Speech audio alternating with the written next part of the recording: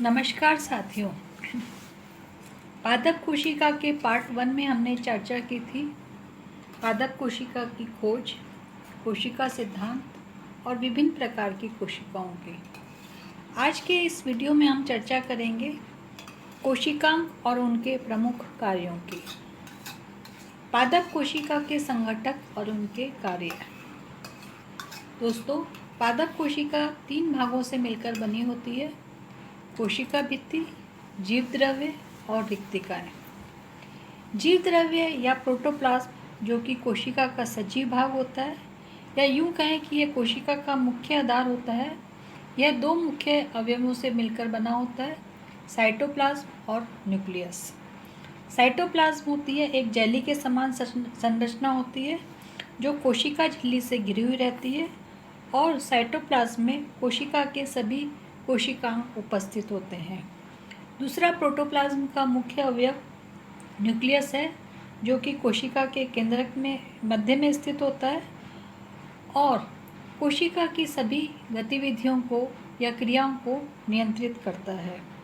दोस्तों, प्रोटोप्लाज्म कोशिका का सजीव भाग होता है, जबकि कोशिका भित्ति और रिक्तिकाएं जो हैं वो पादप कोशिका के निर्जीव भाग या निर्जीव घटक होते हैं। अब हम बात करते हैं कोशिका भित्ति की। कोशिका भित्ति की खोज सर्वप्रथम हैंस्टिंग ने 1880 में की थी। यह जीव द्रव्य कला या प्लाज्मा मेम्ब्रेन के बाहर स्थित होती है और प्रोटोप्लाज्म के चारों ओर या सेल के चारों ओर एक रक्षात्मक कवच बनाती है। जैसा कि अभी हम चर्चा कर चुके हैं, कोशिका भित्ति कोशिका का निर्जीव घटक होता है और ये हम पिछली वीडियो में बता चुके हैं कि जंतु कोशिकाओं में कोशिका भित्ति नहीं होती है। अब यदि हम इसके कार्यों की चर्चा करें तो कोशिका भित्ति का मुख्य कार्य पौधों को यांत्रिक शक्ति प्रदान करना है। यह कोशिकाओं को मैकेनिकल स्ट्रेंथ प्रोवाइड करती है, जिसकी वजह से पौधे सीधे खड़े रह पाते हैं। दूसरा जो कोशिका भित्ति का कार्य है कि यह कोशिका को एक निश्चित आकार प्रदान कर कोशिका वृद्धि को नियंत्रित करती है। अब हम कोशिका भित्ति की संरचना का यदि हम अध्ययन करें तो कोशिका भित्ति जो है इसमें 3 मुख्य लेयर पाई जाती हैं: मध्य पटलिका जिसको मिडिल लैमिला कहते हैं, प्राथमिक भित्ति जिसको इंग्लिश में प्राइमरी वॉल कहते हैं, और द्वितीयक भित्ति सेकेंडरी वॉल कहते हैं। जो मध्य पटलिका होती है या मिडिल लैमिला होती है, यह 2 कोशिकाओं के बीच में एक सीमेंटिंग लेयर का कार्य करती है, या यह 2 समीपस्थ कोशिकाओं को एक साथ बांधे रखती है। यह जो मिडिल लैमिला होती है इसमें पैक्टिक पदार्थ होते हैं, मुख्य रूप से कैल्शियम और मैग्नीशियम पैक्टेट होते हैं। कैल्शियम और मैग्नीशियम पैक्टेट ये होते हैं, ये प्रकृति में हाइड्रोफिलिक होते हैं, मतलब वाटर लविंग होते हैं, और परिपक्व फलों का जो ढीलापन होता है वो पटलिका में उपस्थित पेक्टोलाइटिक एंजाइम के कारण होता है। जो पेक्टोलाइटिक एंजाइम्स के एक्शन के कारण जो कैल्शियम और मैग्नीशियम पैक्टेट हैं वो डिज़ोल्व हो जाते हैं और जिससे फलों में ढीलापन आ जाता है। अब हम बात करते हैं प्राथमिक भित्ति या प्राइमरी वॉल की। प्राथमिक भित्ति जो होती है वो कोशिका झिल्ली के ठीक बाहर स्थित होती है। यह मुख्य रूप से सेलुलोज और हेमीसेलुलोज की बनी हुई होती है। प्राथमिक भित्ति में जो सेलुलोज अणु होते हैं ये एक धागेनुमा संरचनाओं के रूप में होते हैं, जिन्हें माइक्रोफाइब्रिल कहते हैं। यह सेलुलोज माइक्रोफाइब्रिल अणु में अन्य घटक जैसे हेमीसेलुलोज, वसा, प्रोटीन आदि भी उपस्थित रहते हैं, जो कोशिका को या कोशिका भित्ति को यांत्रिक शक्ति प्रदान करते हैं। जैसे जैसे कोशिका का विकास होता जाता है, इसकी जो प्राथमिक भित्ति है इसकी मोटाई बढ़ती जाती है और कई बार तो यह 1.3 माइक्रोमीटर मोटी लोचदार परत के रूप में दिखाई देती है। अब हम बात करते हैं द्वितीयक भित्ति या सेकेंडरी वॉल की। सेकेंडरी वॉल का जो निर्माण होता है यह पूर्ण परिपक्व कोशिकाओं में होता है और यह प्राथमिक भित्ति और प्लाज्मा झिल्ली के बीच में स्थित होती है। यह लचीली नहीं होती है तथा इसका मुख्य कार्य होता है दीवारों को कठोरता प्रदान करना। इसमें मुख्य रूप से सेलुलोज और लिग्निन से बनी हुई होती है और यह मृत कोशिकाओं जैसे ट्रेकिड्स और जो दृढ़ ऊतक होते हैं जैसे स्क्लेरेनकाइमा में यह अधिक स्पष्ट होती है। अब हम बात करते हैं प्लाज्मोडेस्माटा। दोस्तों, हम ये सभी जानते हैं कि कोशिका में जल तथा अन्य विलयों का गमन एक कोशिका से दूसरी कोशिका में होता है। तो यह जो गमन होता है यह कोशिका की प्राथमिक भित्ति में उपस्थित छोटे छोटे छिद्रों के कारण होता है। इन छिद्रों को ही प्लाज्मोडेस्माटा कहते हैं। प्लाज्मोडेस्माटा का व्यास 40 से 50 नैनोमीटर तक होता है। अब ये जो गमन होता है एक सेल से दूसरी सेल में, जो जल और विलयों का जो गमन होता है एक कोशिका से दूसरी कोशिका में, इसके दो मार्ग होते हैं। एक तो कहते हैं सिम्प्लास्टिक मार्ग, दूसरा होता है एपोप्लास्टिक मार्ग। सिम्प्लास्टिक जो मार्ग होता है उसमें जो गमन होता है वो कोशिका के जीवद्रव्य के माध्यम से होता है या प्लाज्मोडेस्माटा के माध्यम से होता है, जबकि एपोप्लास्टिक गमन जो होता है वो कोशिका भित्ति के दीवारों के सहारे होता है। जो सिम्प्लास्टिक आवागमन है वो प्लाज्मोडेस्माटा के माध्यम से होता है। अब हम बात करते हैं कोशिका झिल्ली की। तो कोशिका झिल्ली कोशिका का एक महत्वपूर्ण अवयव है और यह कोशिका के द्रव्य को चारों ओर से घिरे रहती है। इसकी खोज जो है जे.क्यू. प्लावे ने की थी सन 1931 में, और यह कोशिका भित्ति के ठीक नीचे प्रोटोप्लाज्म की सबसे भारी परत होती है। यह लिपिड, प्रोटीन और कार्बोहाइड्रेट की बनी होती है। इसमें लिपिड 40%, प्रोटीन करीब 58.60% और कार्बोहाइड्रेट 1% होता है। अब यदि हम इसके कार्यों की चर्चा करें तो प्लाज्मा झिल्ली जो होती है ये एक परमिबिलिटी बैरियर के रूप में कार्य करती है। मतलब कोशिका के अंदर और बाहर आने और जाने वाली सामग्री के आदान प्रदान या उनके एंट्री और एग्जिट को यह कंट्रोल करती है। यह जो होती है प्लाज्मा झिल्ली, प्लाज्मा झिल्ली होती है यह कोशिकांग जैसे क्लोरोप्लास्ट, माइटोकॉन्ड्रिया, गोल्जी तंत्र और कोशिका भित्ति के बीच में एक अटैचमेंट पॉइंट के रूप में भी कार्य करती है। यह कोशिका भित्ति के घटकों के संश्लेषण और संयोजन में मदद करती है। और जो हम पिछली वीडियो में चर्चा कर चुके हैं कि यह प्रोकैरियोटिक कोशिकाओं में वायवीय श्वसन के लिए भी जिम्मेदार है। उसमें हमने चर्चा की थी कि जो प्रोकैरियोटिक कोशिकाएं होती हैं उसमें श्वसन के जो होता है वो मेम्ब्रेनस टाइप स्ट्रक्चर होता है जिसको मेसोसोम्स कहते हैं। अब हम बात करते हैं कोशिका झिल्ली की आणविक संरचना की। कोशिका झिल्ली की जो आणविक संरचना के लिए दो परिकल्पनाएं प्रतिपादित की गई थी, जिसे इसमें फर्स्ट है यूनिट मेम्ब्रेन परिकल्पना। इस परिकल्पना को रॉबर्टसन ने दिया था, सन 1962 में प्रतिपादित किया था। उसके अनुसार ये जो सभी झिल्लियाँ होती हैं यह त्रिस्तरीय होती हैं, ट्राइलेमिलर होती है, जिसमें दो बाहर गहरी परत होती है और जिसके मध्य एक हल्की परत मध्य जो होती है हल्के मध्य परत द्वारा अलग होती है। मतलब इसमें प्रोटीन की दो परतों के बीच में फॉस्फोलिपिड की एक मध्य परत होती है। प्रत्येक यूनिट मेम्ब्रेन 65 से 85 एंगस्ट्रॉम तक मोटी होती है। और जो रॉबर्टसन ने जो अपनी यूनिट मेम्ब्रेन परिकल्पना दी थी यह डेनियल और डेविसन की परिकल्पना के अनुसार है, जिसमें लिपिड की एक मोटी परत प्रोटीन की दो परतों से घिरी रहती है, जिसमें लिपिड के जो वाटर स्नेही किनारे जो होते हैं वो लिपिड स्नेही किनारे जो होते हैं वो एक दूसरे की ओर देखते रहते हैं, और कि जबकि जल स्नेही जो या हाइड्रोफिलिक किनारे होते हैं वो बाहर की तरफ देखते हुए होते हैं। रॉबर्टसन के यूनिट मॉडल को स्वीकारा गया, लेकिन दोस्तों यह जो मॉडल है यह कोशिका इसके डायनेमिक कोशिका झिल्ली के डायनेमिक नेचर और फंक्शनल स्पेसिफिसिटी को नहीं समझाता है। इसके लिए सिंगर और निकोलसन ने 1974 में एक दूसरा मॉडल दिया जिसे फ्लूइड मोज़ेक मॉडल कहते हैं। जिसके अनुसार प्लाज्मा झिल्ली एक द्विध्रुवीय लिपिड परत होती है जिसकी सतह प्रोटीन द्वारा बाधित होती है, जो एक मोज़ेक अपीयरेंस देती है। और लिपिड बाइलेयर एक फ्लूइड के रूप में होती है जिसमें प्रोटीन या तो लिपिड की ध्रुवीय सतह पर सुपरफिशियली अटैच्ड होते हैं, जिन्हें पेरिफेरल या एक्सट्रिंसिक प्रोटीन कहते हैं, और कुछ जो प्रोटीन होते हैं वो लिपिड बाइलेयर में मौजूद रहते हैं, जिन्हें इंट्रिंसिक या इंटीग्रल प्रोटीन कहते हैं।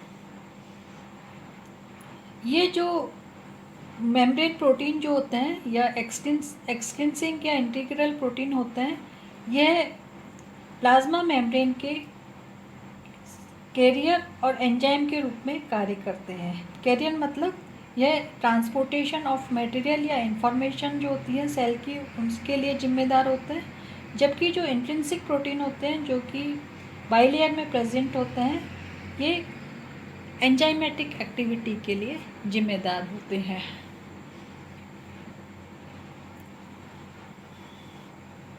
अब हम बात करते हैं प्रोटोप्लाज्म की, जिसको कि अभी हमने पहले भी डिस्कस किया है। यह कोशिका का मुख्य आधार होता है या यह कोशिका का सजीव भाग होता है और इसे जीवन का आधार भी कहा जाता है।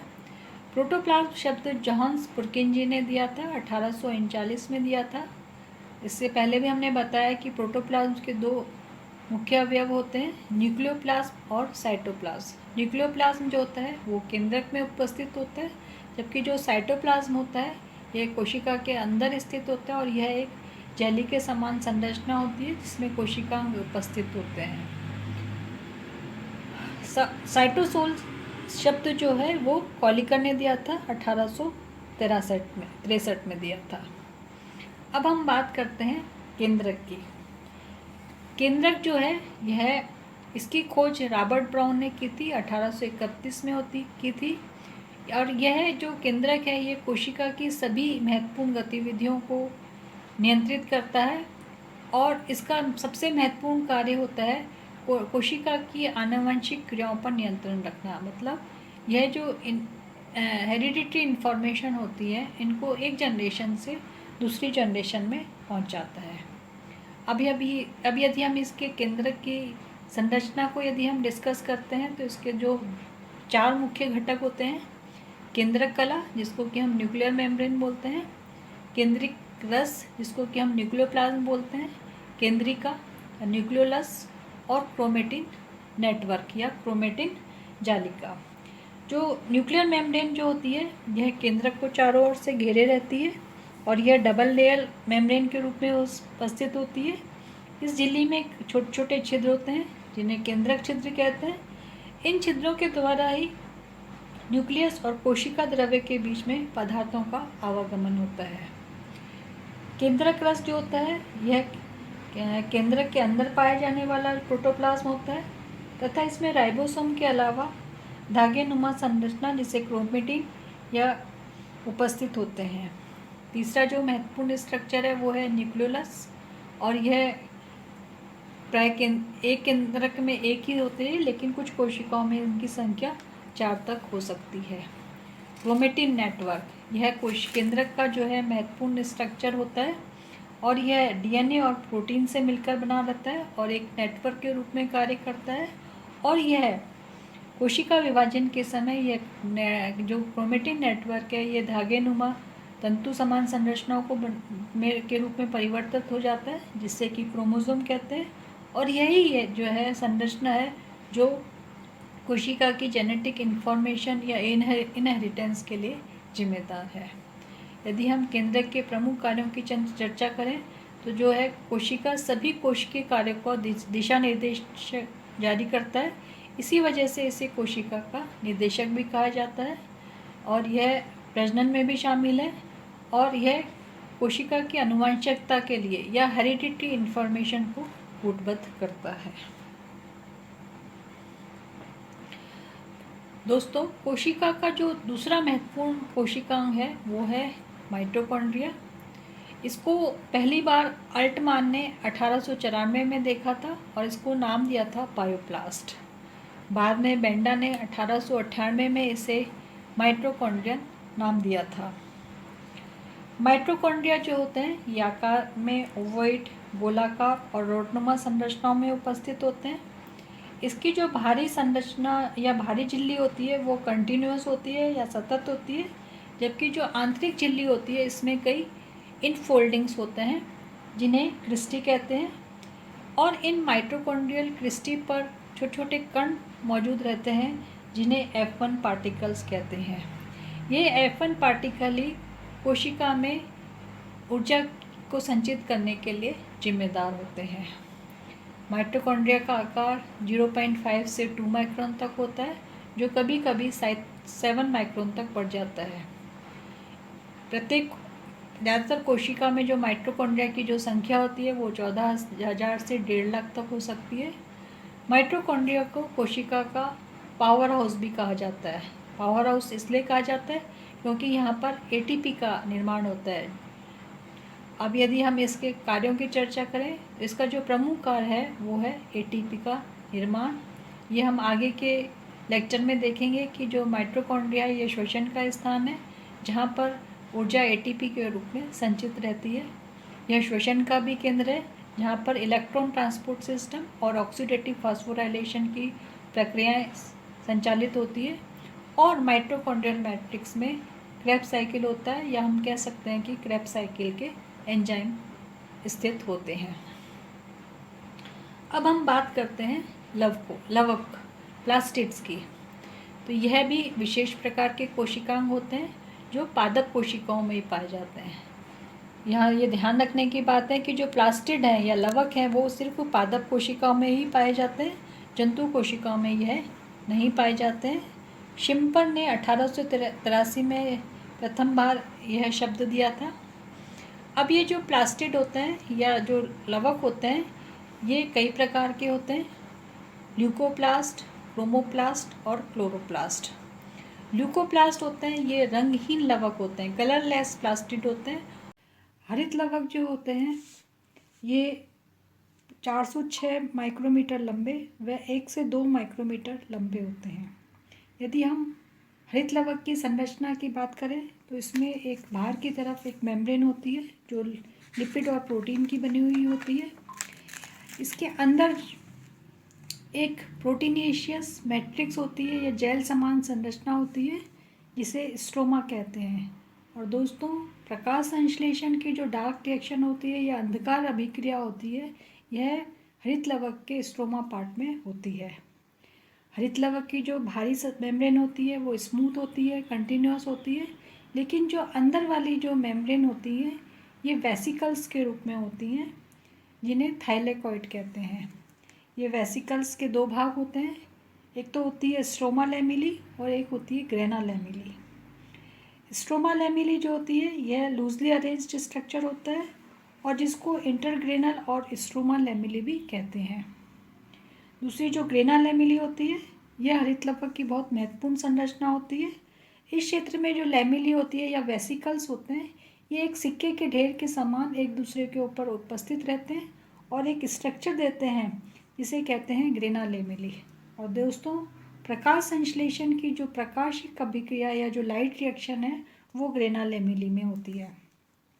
इसके अलावा इसमें और छोटे छोटे कण पाए जाते हैं जिन्हें क्वांटासोम कहते हैं और ये प्रकाश संश्लेषण की इकाई होती है। इसमें कई सारे chlorophyll molecules, accessory pigments present रहते हैं। इसके अलावा हरित लवक में राइबोसोम्स भी पाए जाते हैं। ये 70S टाइप के होते हैं और प्रोटीन संश्लेषण का कार्य करते हैं। इसके अलावा हरित लवक जो होता है इसमें इसका अपना खुद का DNA होता है। इसी वजह से जो है ये जो DNA होते हैं या इसमें जो होती है सेल्फ रेप्लिकेशन की कैपेबिलिटी होती है। दूसरा इसमें अमीनो अम्ल के क्लोरोफिल और इसमें अमीनो अम्ल क्लोरोफिल और कैरोटीनॉइड का भी संश्लेषण होता है।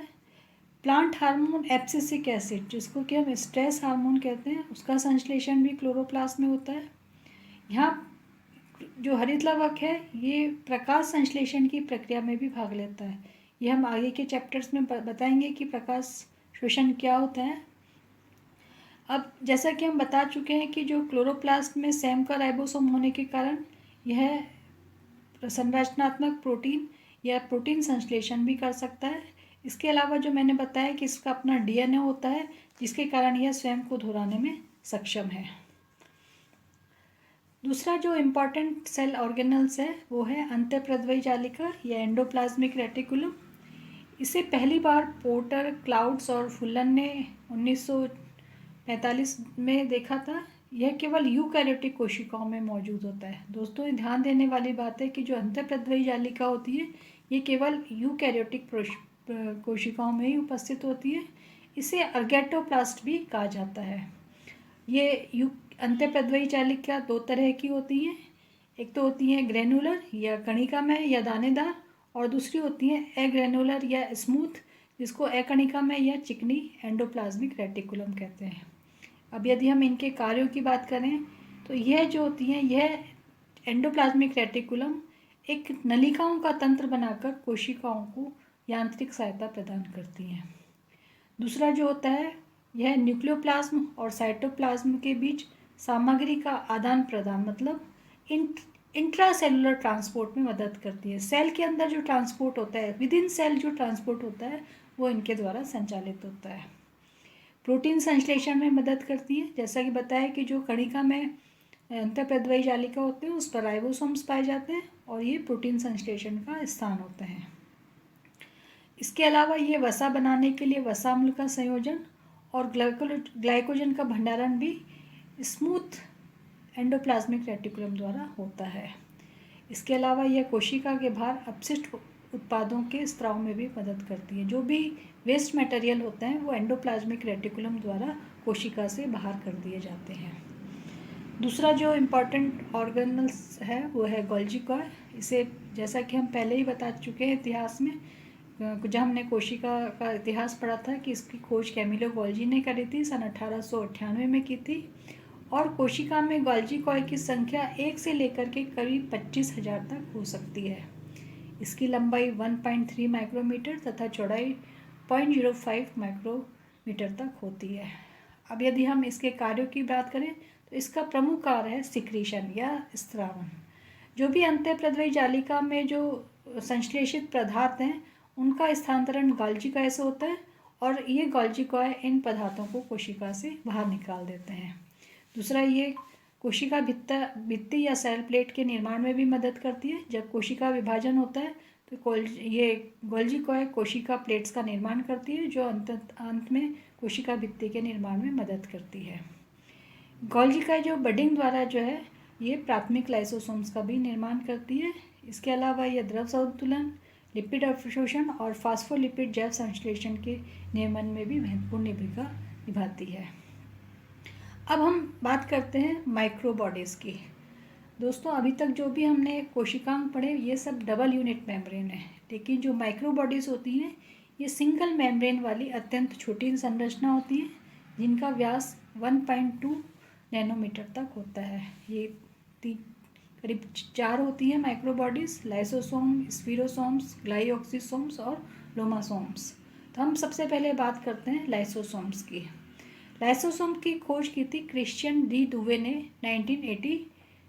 1953 में की थी और यह प्राय जो लाइसोसोम्स होते हैं जंतु कोशिका में ही पाए जाते हैं। यदि हम इसके कार्यों की बात करें तो इसका जो प्रमुख कार्य होता है ये होता है अंतरकोशिकीय पाचन या इंटरसेलुलर डाइजेशन। जब खाद्य पदार्थों की सेल में जब खाद्य पदार्थों की कमी हो जाती है तो ये लाइसोसोम्स क्या करते हैं, जो सेल में मौजूद कार्बोहाइड्रेट, प्रोटीन और लिपिड होते हैं उनको ये पचा लेते हैं। इसके अलावा ये कार्य करते हैं ऑटोफेगी। जब प्रतिकूल परिस्थितियाँ होती हैं तो ये दूसरे जो कोशिकांग है जैसे माइटोकॉन्ड्रिया, अंतःप्रद्रव्य जालिका आदि को पचाने लगते हैं। और कई बार ऐसी स्थिति हो जाती है कि जब बीमारी होती है तो ये पूरी सेल को ही नष्ट कर देते हैं। दूसरा जो इम्पॉर्टेंट माइक्रोबॉडीज़ है वो है पैरोक्सिसोम्स। इसकी खोज टॉलबर्ट ने की थी 1968 में और जंतु कोशिकाओं में ये यकृत और गुर्दे में पाए जाते हैं। इसका प्रमुख कार्य, पैरोक्सिसोम्स का प्रमुख कार्य प्रकाश शोषण का है, जो पौधों की एक विशेषता होती है और प्रकाश शोषण जो है वो C3 पौधों में पाया जाता है। प्रकाश शोषण के दौरान क्लोरोप्लास्ट द्वारा उत्पादित ग्लाइकोलेट से अमीनो अम्ल, ग्लाइसिन और सेरिन का निर्माण भी होता है। तो ये ग्लाइसिन और सेरिन जैसे अमीनो अम्ल के संश्लेषण में भी प्रमुख कार्य निभाते हैं। दूसरे जो प्रमुख ऑर्गेनल्स हैं वो हैं ग्लाइऑक्सिसोम्स। इसकी खोज बीवर ने की थी 1961 में, और इसकी खोज उन्होंने किस में की थी? अरंडी के बीजों में की थी। यहाँ पर जो ग्लाइऑक्सिलेट का जो प्रमुख कार्य होता है कि ये इस ग्लाइऑक्सिसोम्स में ग्लाइऑक्सिलेट चक्र पाया जाता है, और ये ग्लाइऑक्सिलेट चक्र जो वसा युक्त बीज होते हैं उनमें वसा को ये कार्बोहाइड्रेट में परिवर्तित कर देते हैं। इस ग्लाइऑक्सिलेट चक्र के जो मुख्य एंजाइम है वो आइसोसिट्रेट लाइज और मैलेट सिंथेस है। दूसरा जो महत्वपूर्ण मैक्रोबॉडीज़ है ये लोमासोम्स है। ये आमतौर पर कोशिका भित्ति और प्लाज्मा लेमा के बीच में मौजूद रहते हैं। इनका निश्चित कार्य ज्ञात नहीं है, शायद ये कोशिका भित्ति विस्तार में मदद करते हैं। और दूसरे हैं स्फीरोसोम्स। इसकी खोज डेंगार्ड ने करी थी 1919 में की थी, लेकिन यह नाम पर्नर ने द्वारा दिया गया था। स्फीरोसोम्स का प्रमुख कार्य वसायुक्त पदार्थों का संश्लेषण है। इन्हें ओलियोसोम्स भी क्या कहा जाता है, क्योंकि ये वसा को संग्रहित करते हैं। अब हम बात करते हैं राइबोसोम्स की। राइबोसोम्स जो होते हैं ये आरएनए और प्रोटीन से बने हुए होते हैं।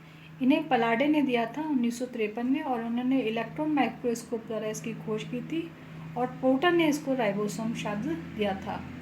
राइबोसोम, जैसा कि हम पहले भी बात कर चुके हैं, दो प्रकार के होते हैं, प्रोकैरियोटिक राइबोसोम्स और यूकैरियोटिक राइबोसोम्स।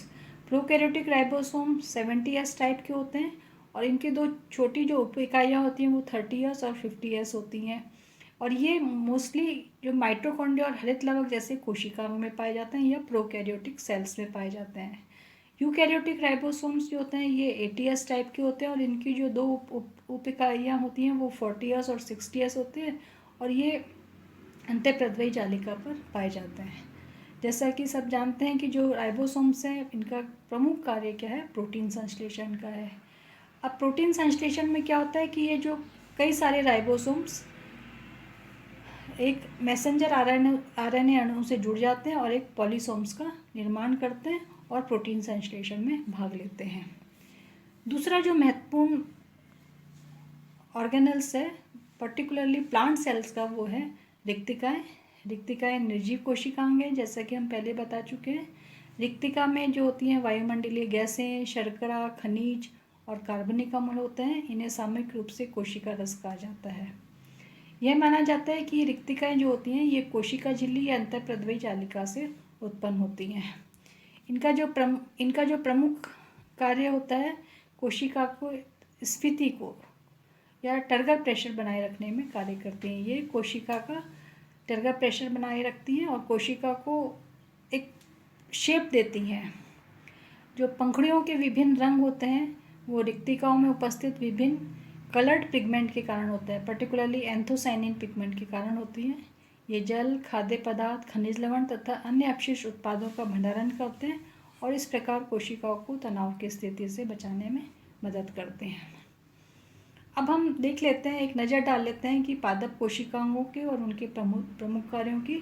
तो सबसे पहले यदि हम बात करते हैं कोशिका भित्ति। कोशिका भित्ति का मुख्य कार्य कोशिका को यांत्रिक स्ट्रेंथ प्रोवाइड करना है, और यह पानी के और द्रव्य के परिवहन में भी सहायक होती है। जीव द्रव्य कला या प्लाज्मा मेम्ब्रेन, यह कोशिका के अंदर और बाहर जो भी जल और विलय या जो मॉलिक्यूल्स जो एंटर करते हैं या एग्जिट करते हैं उनकी गति को नियंत्रित करता है। प्लाज्मोडेस्मेटा जो है ये जल व द्रव्य के परिवहन हेतु एक मार्ग का निर्माण करते हैं जिसे प्लाज्मोडेस्मेटा कहते हैं। साइटोप्लाज्म है, ये कोशिका के अंदर पाए जाने वाला एक प्रोटीन एक जेली के समान संरचना होती है जिसमें सारे कोशिका मौजूद रहते हैं। रिक्तिका, यह कोशिका के अंदर स्फीतदाब बनाए रखती है और पौधों की संरचना व कसावट को बनाए रखने के लिए आवश्यक है। केंद्रक जो है ये कोशिका का जैसे कि हमने पहले ही बता चुके हैं कि ये डायरेक्टर ऑफ द सेल्स केंद्र को कहा जाता है, क्योंकि यह कोशिका की सभी गतिविधियों को नियंत्रित करता है। केंद्रिका, यह केंद्रक के भीतर स्थित होती है और आरएनए संश्लेषण में मदद करती है। अंतःप्रद्रव्य जालिका, जो खुरदरी अंतःप्रद्रव्य जालिका होती हैं, ये प्रोटीन संश्लेषण का कार्य करती हैं, और जो चिकनी होती हैं ये लिपिड संश्लेषण का स्थान होती हैं। माइटोकॉन्ड्रिया जो है ये ऊर्जा उत्पादन का, इनका प्रमुख कार्य ऊर्जा उत्पादन है, और इसके साथ साथ ये क्रेब्स चक्र का भी स्थान है। हरित लवक जो होते हैं ये प्रकाश संश्लेषण के लिए, प्रकाश संश्लेषण का स्थान है। तो दोस्तों, आज का इस वीडियो में ये कोशिका के पूरे कोशिकाओं और उनके प्रमुख कार्यों के बारे में बता दिया है। इसके संबंधित यदि ये सभी जानकारी को पढ़ाने के लिए हमारे कुछ रेफरेंस बुक भी हैं जिनको आप देख सकते हैं। तो इंग्लिश मीडियम में है प्लांट फिजियोलॉजी, जो कि ऑक्सफोर्ड और IBH का पब्लिकेशन है, और ये 2005 में निकला है। इसके अलावा दूसरा जो है कल्याणी का पब्लिकेशन है, फंडामेंटल्स ऑफ क्रॉप फिजियोलॉजी, और ये दोनों किताब जो है 5th डीन कमेटी के अकॉर्डिंग बनाई गई है, और ये 2018 का प्रकाशन है। इसके अलावा एक हिंदी मीडियम की किताब भी आ रही है, पादप कार्यकी के मूल सिद्धांत, जो कि राजस्थान हिंदी ग्रंथ अकादमी से निकलेगी। तो मैं आशा करती हूँ कि आपको ये कोशिकांग और उसके प्रमुख कार्यों को मैंने विस्तार से आपको बता दिया। यदि आपको कोई डाउट हो तो आप इन पुस्तकों को कंसल्ट कर सकते हैं। All the best.